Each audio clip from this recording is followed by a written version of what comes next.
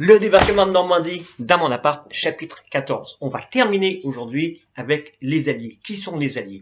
On a déjà vu les trois grands, l'Angleterre, le Canada, les États-Unis. On va se concentrer maintenant sur les autres. C'est qui ça, les autres?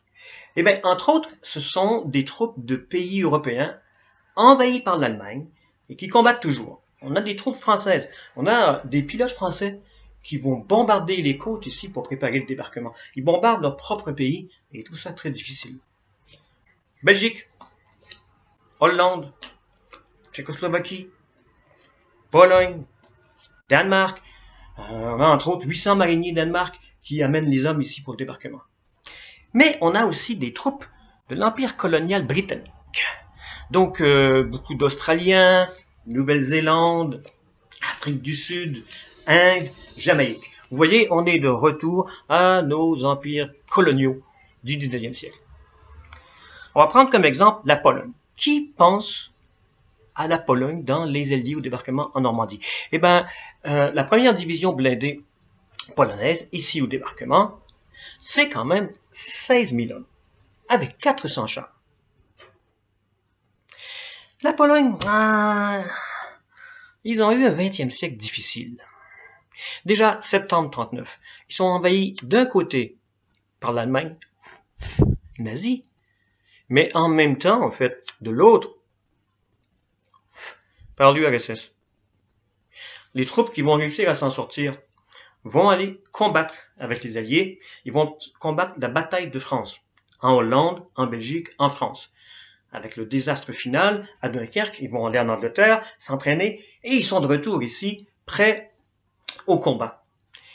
À leur tête, on a le général Stanisław Maciek.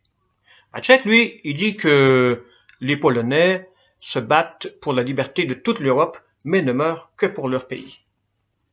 Les Allemands, eux, disent à propos de ceux-ci que ce sont des troupes de touristes, parce qu'ils les recroisent partout.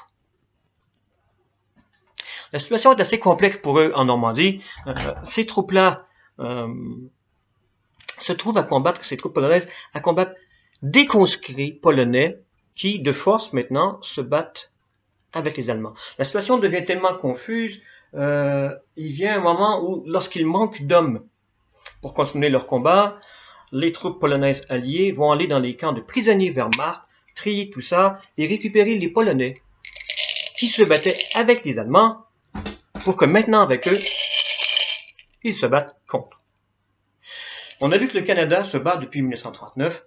En 1944, les troupes canadiennes sont très occupées dans le sud de l'Italie. Ça chauffe, ça demande beaucoup d'hommes. En fait, les troupes canadiennes sont incomplètes au moment du débarquement ici en Normandie. Les troupes polonaises alliées, leur seront rattachées. Tout ça pour dire que si la version populaire de l'histoire retient très peu leur présence, les troupes des autres pays alliés sont extrêmement importantes. Ils sont nombreux et ils auront des rôles importants à jouer. Prochain chapitre, 15. Maintenant qu'on a vu tous ces gens-là de tous les côtés, qui est qui, on va voir certains des grands enjeux de ce débarquement. Enfin, merci beaucoup.